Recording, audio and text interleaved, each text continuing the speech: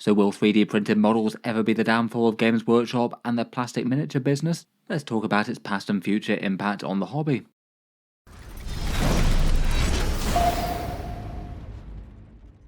Hello and welcome back to Auspex Tactics, where today I thought I'd make a video about 3D printing and its effect on the hobby, with some thoughts on the use of 3D printing for Warhammer at the moment, why it doesn't seem to be giving Games Workshop any major trouble at the moment, and some thoughts as to how things might develop in the future.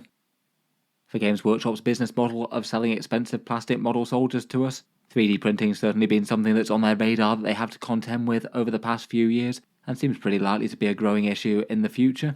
It's now become really quite common for people to use printed components alongside their armies and collections for Warhammer, even if this certainly isn't endorsed by Games Workshop themselves, and plenty of people out there to 3D print entire armies for use for playing Warhammer 40k specifically, though of course there's plenty of other gaming systems that you can use out there, including miniature agnostic ones like Grimdark Future by one-page rules. I feel like at least in the early days of when 3D printing was really on the rise, there tended to be a lot of comments as to whether or not it would eventually rise up to destroy Games Workshop or similar, though it absolutely seems not to be happening at the moment. I strongly suspect that it wouldn't be a serious issue for them for many years to come, and if it ever did turn into an existential threat for them, they could move with the times and embrace it. At the moment though, it's more like Games Workshop has to exist in an ecosystem that also has people 3D printing their miniatures as well as buying them from them. It's already massively changed the Warhammer 40k collecting landscape and will likely go on to do even more so as the technology progresses further.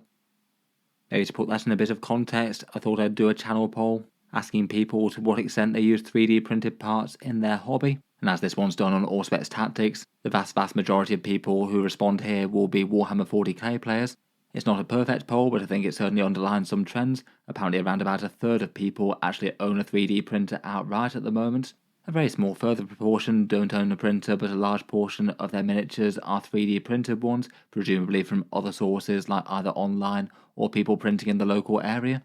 A further bit, just over a third, don't own a printer but use some select 3D printed bits or miniatures, most of those likely going for a hybrid approach between Games Workshop's miniatures and then using some other bits for aesthetic components, accessories, or certain miniatures that might be either very expensive to obtain or just done better by other parties. And it seems that currently in Warhammer it's only a minority of people that don't use 3D printed components at all.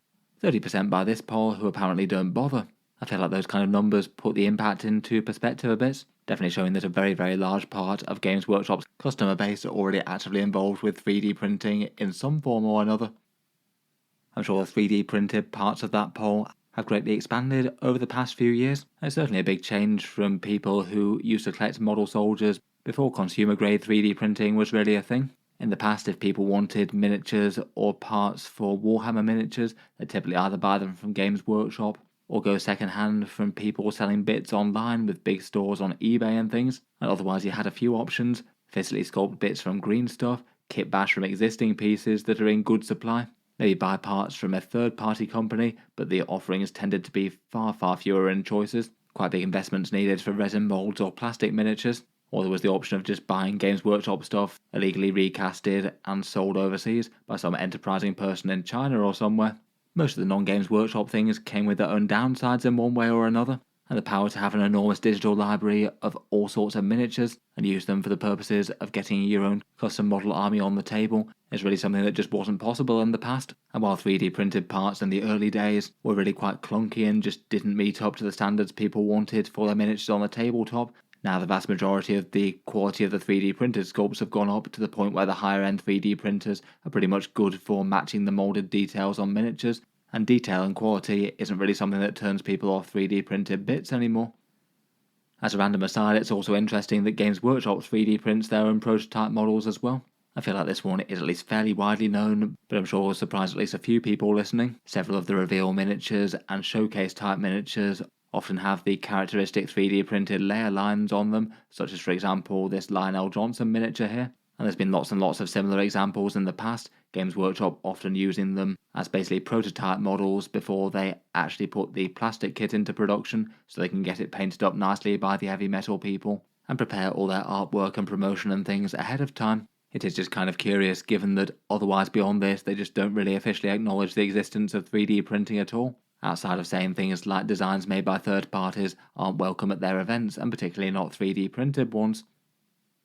The entry point for a high-end 3D printer really isn't all that high these days as well. As usual, I do have an Elegoo affiliate link in the video description. You can pick up things like a Mars Ultra for £220 or $210 right now, or the bigger Saturn IV for £270 or $300. And basically for a price comparable with a Games Workshop Battle Force box set, you can have your own little miniature factory that's capable of producing a crazy amount of miniatures. Though as we'll get onto, I feel like the main costs of 3D printing aren't necessarily even monetary ones. It's more the time investment and I guess space investment to some extent, as you want somewhere to set it up safely away from you so you're not going to be breathing in fumes all day. If you do have the time, space and inclination to take up 3D printing though, the theoretical savings versus buying Games Workshop parts can be absolutely enormous. Clearly lots of people have chosen to, by around about a third of the people on that poll saying that they actually own a 3D printer. And then after the initial outlay of say $200 to $500 for the printer in question, depending on what you go for, one bottle of resin could convert to many times its cost if you're using near equivalent proxies in place of Games Workshop model offerings. I feel like I often see comparisons made where if you just take the resin cost, make it into cool miniatures, and then compare it to what you get if you bought the same kits directly from Games Workshop, the difference can be kind of hilariously ludicrous, often 10 times the savings or more in theory land. There definitely are downsides, but it's fairly easy to see the upsides, being potentially really quite a lot cheaper, to the point where plenty of people say that it's the very thing that allows them to continue to participate in the Warhammer hobby. And then just massive amounts of flexibility with various different model designs available and the ability to manipulate them and make something custom if you want to, doing the conversions in a more sort of digital realm as opposed to the physical cutting and chopping of plastic bits.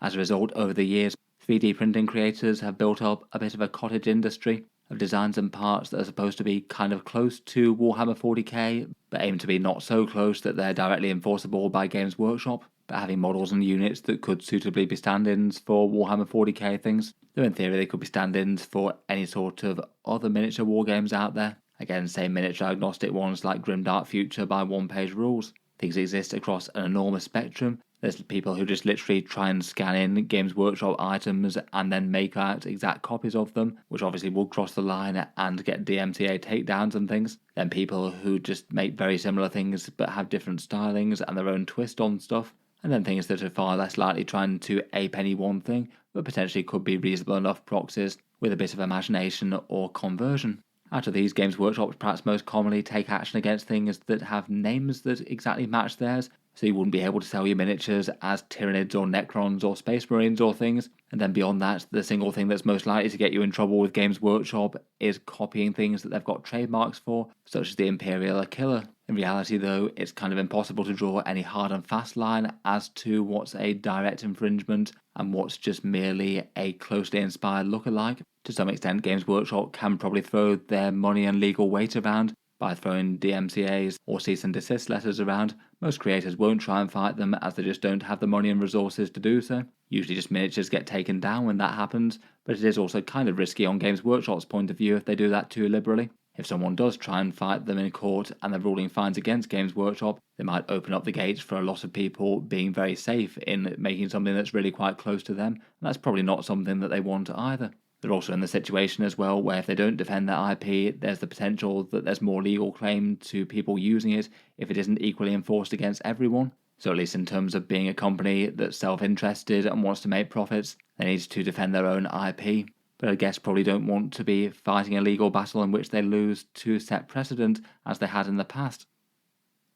In any case, for all the mass adoption of 3D printing, which does seem to be really quite common, it doesn't seem to be hampering growth in Games Workshop right now.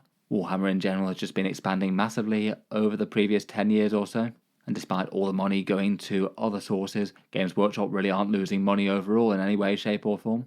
Over the past 4 years, their last year profits were $203 million, which was up for 170, 156 and 151 in the previous 3 years. Kind of ridiculous amounts of money, and most of that does come from their core miniature selling business, far more so than anything like licensing. In that recent time, 3D printing as a technology has become even more embraced and widely spread. Seems like this might be taking a chunk out of their revenue, but certainly doesn't seem to be hurting them to any meaningful extent overall. It looks like on paper at least, even if half of their plastic sales just disappeared overnight, lost to 3D printing, Games Workshop will still likely be very profitable indeed. They do have kind of ridiculously good margins on any plastic kits that they do sell versus their manufacturing costs. Their share price over the same time has also done similarly, performing kind of ridiculously well versus companies of their similar size in the UK, over a time frame that overlaps rather nicely with the rise of 3D printing. I'm sure despite Games Workshop doing well overall, it will still impact their revenues at least to some extent. Every dollar or pound spent on 3D prints, resin, or printers themselves, that's all money that could be going to Games Workshop themselves. So I feel like you can't just 100% look at one for one. I think it'd kind of depend on how much that spend is versus the rest of the hobby budget, whether it replaces purchases from Games Workshop or just supplements them. And I feel like it'd be very tricky to assess the impact of without really comprehensive surveys and studies of people's buying patterns. There definitely are a lot of big Patreons and My Mini Factory type pages making a ridiculous amount of money from selling designs that are sort of Warhammer adjacent type ones though. But I feel like those people who went out to 3D print entire armies wouldn't just all have gone to Games Workshop and have bought those armies at full retail price. And maybe for some people it could be the very thing that allowed them to bother collecting Warhammer in the first place rather than just dismissing it outright. Even people who might 3D print the vast majority of their stuff and perhaps just occasionally dig into Games Workshop things. While the hobby of 3D printing has definitely grown to quite a big extent, I feel like there are some factors keeping it in check though, some of which might continue to decrease over time, some of which maybe less so. I'd say that currently at the moment, as the technology stands, it still seems that the majority of miniature hobbyists won't get a 3D printer at home, even if the numbers do look like a good 30% or so of 40k players out there. If you're directly comparing with Games Workshop miniatures, I feel like the actual price investment at the start isn't really the significant factor in stopping people. It's probably more between space and health concerns and time investment. I certainly see one thing that's talked about in the comments quite a bit, that people would be quite tempted to get a 3D printer if they had a good space to run it. General thinking on them tends to be that you should probably have a dedicated space for the 3D printer that's not going to be running and kicking out resin fumes while you're actually sitting in the space for an extended period of time and breathing in all that air, as the resin used is basically toxic and not the sort of thing that you want in your lungs. As a new technology, it'd probably take a while to scientifically demonstrate the links between extended exposure to resin fumes from 3D printers and any specific health conditions, but just from common sense, air quality measurements, and the sorts of chemicals that are used, people can generally tell that it's not a good idea. So ideally you want somewhere within the home that can be set up, a room that's well ventilated and also ideally temperature stable as well, as that can have quite big effects on the resin. Depending on where you live, there's a lot of people who just really won't have that luxury, so it's not an option that they really want to consider. The other major factor is the time investment. I find that anecdotes from people who picked up 3D printing really vary enormously in how easy people find it. Some people just grab the printer, grab the resin, and get going straight away with no issues whatsoever, and are happy to be savvy about safety things and the precautions they need to take. Other people might just face a lot of frustration with failed prints happening, and take a lot of time and troubleshooting before they get to grips with a process that works well for them. Either way, even if the extra time investment is kind of small, a lot of people just might have a lot more disposable money than they have free time out there, and as a result are either prepared to pay for more expensive plastic kits or someone else to do their printing for them, so that what free time they do have can be invested in the actual miniature painting and gaming. Plenty of people get interested in 3D printing for its own right, but it's definitely not something that appeals to everyone. I guess it's possible that both areas might have progress as the technology develops further and further, machines getting more and more reliable with more automation and consumer friendliness. And I guess if it were possible to make a machine that printed with things that didn't produce things that people are worried about breathing in, that could help out with access, but they certainly both feel like potential barriers currently. For other barriers and limitations, the 3D printed resin miniatures do have downsides in themselves as well. Obviously enormous upsides as we mentioned in terms of being customizable, cheap, and ridiculous amounts of designs out there. There's certainly a few things to put people off in their current form at the moment. Resin models can be a bit more fragile than plastic ones, unless you're using a specific resin mix to make that better. If you want to do any physical conversions, plastic's a bit easier to work with, being a bit less brittle and easier to cut and stick.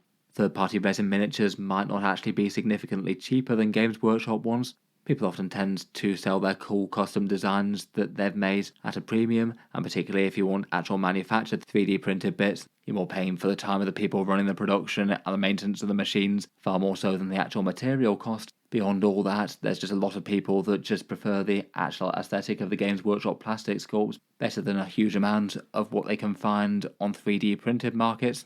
I always feel this one a bit frustrating to read about when it's discussed so arbitrarily down in the comments. I feel like everyone can probably objectively agree that some Games Workshop sculpts are really quite nice, some really miss the mark in one way or another, and the same is true out of 3D printed bits. Some creations might have their own flaws in different ways, but there's also some ridiculously spectacular things out there that absolutely feels to me like it's worthy of a space on the tabletop.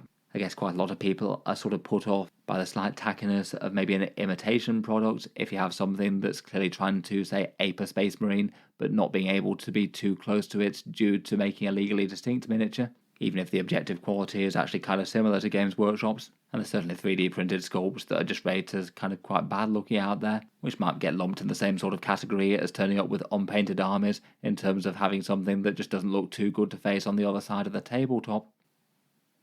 In reality though, versus just printing entire 3D printed miniatures though, far more people tend to do a bit more of a hybrid approach in my experience, maybe having the bulk or a good chunk of their models in Games Workshop plastic, perhaps decided a bit more by the actual miniatures they like from Games Workshop standard sculpts or appeal to them, and then buying say 3D printed bits or entire models to supplement those armies that they've made, perhaps 3D printed parts bought online and delivered to them, or asking your friends to print something off for them if you don't happen to own a 3D printer. Otherwise, just finding designs that you like and battling them off as they rise up out of the resin tray. Maybe examples could be something like a Space Marine army using some custom printed White Scars or Imperial Fist style shoulder pads. That feels like maybe one of the easiest and most practical uses of 3D printing, given that you could transform a kind of tiny amount of resin into upgrades that can customize half an army all in one go. And perhaps particularly being quite feel good versus Games Workshop prices for shoulder pads and things, which could be something like $1 per shoulder pad or something like that, adding huge amounts of expense to the miniatures.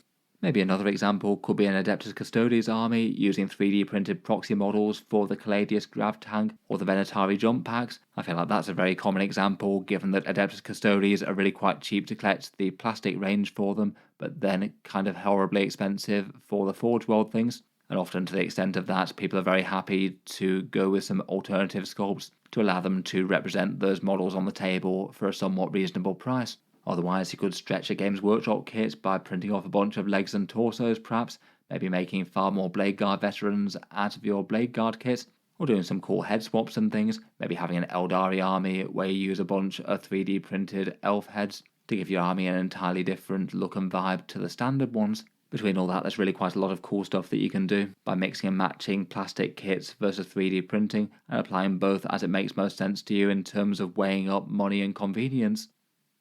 Despite this sort of thing being the reality for really quite a lot of hobbyists out there, Games Workshop are basically trying to do what they can to limit the proliferation of 3D printing, obviously trying not to do anything to encourage it on their end, and maybe making a few business decisions with how things are done to make the best solution for Warhammer miniatures their own official plastic kits. Over the past few years, there's certainly been a massive drive to make the Warhammer 40k range actually tally with the plastic kits that they sell. Maybe one of the reasons being that it doesn't appear in a plastic box set that they sell being big targets for 3D printers. And for a while now, they've basically been phasing out any options that don't actually appear in the model kits and retiring resin miniatures and Forge World miniatures en masse. Again, things like with the Custodes, where people might be a bit more tempted to try and print alternatives instead. That does kind of make sense for them, really. If they're trying to make rules for things that don't exist in their range, then people are going to look elsewhere. And if some of the most interesting and in-demand things in-game are stuff that they don't sell, then they're not really helping out their own sales. I feel like perhaps Volkite Contemptor Dreadnoughts in 9th edition were a good example. With the rules that they had and their interactions with the Space Marine Codex, they were just great in-game. Scary walking gun turrets that had okay to good damage output against basically everything. Though the actual model kit was generally available only in Forge World resin at the time, and really quite often was out of stock as well. As a result, as they were a bit of a necessity in competitive Space Marine lists, you saw absolutely masses of people 3D printing them, maybe using fairly cheap and accessible Games Workshop Contemptor Dreadnoughts, but using some Volkite pattern arms. And they also do happen to be a miniature that's been sent to Warhammer Legends for Warhammer 40k as well, even if they do sell an official plastic kit for them now, which has been locked to Horus Heresy. Otherwise, as mentioned, they certainly do strike back against anything that crosses their lines with cease and desist letters and DMCAs and things. They tend to have policies of no 3D printed bits being allowed at their stores and events. Usually the rule has tended to be that you can't use them unless you've sculpted them yourself, so not conversion kits that you've bought from other providers, for example, even if you mounted some converted aesthetic bits on Games Workshop miniatures that you paid for in full. This isn't really necessarily the biggest deal to a lot of people, though. The vast majority of people don't tend to play Warhammer in either Games Workshop stores or at Games Workshop official events. It's more in people's homes and gaming clubs and big tournaments that are far independent from Games Workshop. They also absolutely do have the lever to pull of their prices. As their profit figures suggest, they absolutely could lower their prices a good amount if they wanted to and still be really quite profitable. I can't help but think that having some competition from 3D printing might be one of the factors that helps limit their prices from getting even higher than they are now. It definitely does seem to be a factor in driving people to 3D print certain items, say for example expensive Forge World for the Custodes or Volkite Contemptor Dreadnoughts, or things that just aren't available from Games Workshop for reasonable prices for what you want to put on the table. I can't help but think that it must have affected the sales of things like upgrade sprues quite a bit. Overall, between all that though, while 3D printing definitely has its big advantages, I feel like there are a lot of factors pushing people to buy GW. Lots of people want to buy actual Warhammer rather than a near imitation, even if it's a really cool one. I feel like Warhammer plastic kits are always going to have the appeal of a sort of luxury item similar to Lego, provided they keep quality of miniature sculpts high enough. Plenty of people might want to pick up model kits to support local gaming stores where they play. There's a lot of convenience just to literally going out and buying a plastic kit from the official source, even if it costs more, and even if the miniatures might not be exactly what you had in mind for them. It does take time to search for files and then either place orders with people who print things or go into the trouble of doing it yourself. There's definitely some convenience gains. And still at the moment, despite around about 30% of 40k collectors by that poll owning a 3D printer, still access and awareness of its use for wargaming isn't universal. Lots of people can't or don't want a 3D printer for the reasons mentioned, or might not see enough savings from paying for things that you find online. And finding things might not be super easy, as they're often a bit less mainstream or less advertised versus what Games Workshop and Warhammer community serves up and their community discusses. I do find the idea that Games Workshop at some stage could be a 3D printing seller if it made sense to them though. There's absolutely nothing to say that they couldn't suddenly pivot to selling 3D printed designs, custom built models out of their shops, or making and selling their own 3D printed hardware and software themselves, even if it would be really quite a big new direction for them. I feel like it's probably not too hard to see why they wouldn't just immediately pivot to that though. At least in recent years with the growth of the hobby, they've still been wildly successful and profitable. Their plastic kits are selling absolutely fine, and I feel like there's probably no major drive for them to jump into the market at the moment and undermine their own sales. To my limited understanding, I believe that resin and plastic are both much easier to scale up and basically just turn on the machines and rattle off a ridiculous quantity of miniatures once you've made the initial investment in molds and things, versus 3D printed bits where you have to pre and post process things and ensure quality control while they're doing it. At least the way that 3D printers work at the moment, it seems likely that that would take up a massive amount more time and space, and therefore probably loads more money in terms of the manufacturing process. At least compared with their revenue and profits, the cost that they actually invest in manufacturing seems kind of tiny from their financial statements, and it seems hard to imagine that 3D printing will actually be a factor that push it down in any way, even if it might potentially mean a whole load more flexibility with what they could make. It will be interesting to see if they ever do embrace it in the future in a big way. I'd guess if they ever make the value calculation that a pivot into 3D printing is going to land them a bunch of money, I'm sure there'd be a good chance they could go for it. If they were to start to introduce it on a limited level, I guess perhaps it might be for things like smaller scale projects where flexibility and multiple different designs are far more important than, say, cranking out a massive release run of thousands and thousands of box sets. On paper it feels like the thing that it'd first compete with Games Workshop would perhaps be their Forge World range, perhaps making kits that sell in lower numbers but you want lots of different designs of, that perhaps even could be made on demand. All just speculation there though. I guess that if they ever did make any sort of moves towards that, it probably wouldn't be for really quite a long time to come, even if I could imagine a distant future in which they fully embrace it. In any case though, I'll certainly be interested to hear what you think down in the comments. I feel like as it stands though, 3D printing has already changed the game really quite a bit for many 40k collectors out there, and it's almost certainly having at least some sort of bite into Games Workshop's revenue, giving them some genuine competition for people who are happy to buy or print designs for credible lookalike miniatures or aesthetic upgrades instead of some Games Workshop offerings. At the moment though, it looks like it's far from any sort of serious threat to their business model, given that they're becoming more and more profitable, and the hobby is growing quite so wildly, and just seems like it will be really quite a long time indeed before the winds change sufficiently for Games Workshop to get seriously worried that no one's going to buy any plastic models because they've all got 3D printers at home. Will certainly be interesting to see how things change in the future though, if things do carry on at the same sort of pace that they've been going at the last few years. If machines get even cheaper, more user-friendly and safer, it seems hard to imagine that it's going to become less of a thing, particularly with all sorts of miniature makers out there becoming even more established. In any case, I'll leave that there for this one. Hope you've enjoyed a few thoughts around the topic. Do you think that Games Workshop's got anything to seriously fear from 3D printing? And how will the landscape have changed over the next 10 or 20 years? Looking forward to hearing all your thoughts and ideas. And as mentioned, feel free to check out Elegoo linked in the video description if you were looking to pick up one of your own, presuming you've got somewhere safe and ventilated to run it, of course. If you've enjoyed the video, then feel free to subscribe to Auspex Tactics. I'll certainly keep the regular 40k videos coming. I do tend to post new ones just about every day. Finally, if you have been enjoying all the videos on the channel, I would just like to mention that Auspex Tactics does have a Patreon page as well, and you can find that linked in the video description down below. Channel patrons do get a fair few advantages, seeing certain videos early, regular votes to see what sort of things happen next on the channel, and automatic entry to the regular prize giveaways with a chance to win some big model kits each month. If any of that sounds good to you, or you'd just like to help support, the link is down in the video description. In any case, a massive thank you for listening, and I'll hope to see you guys next time.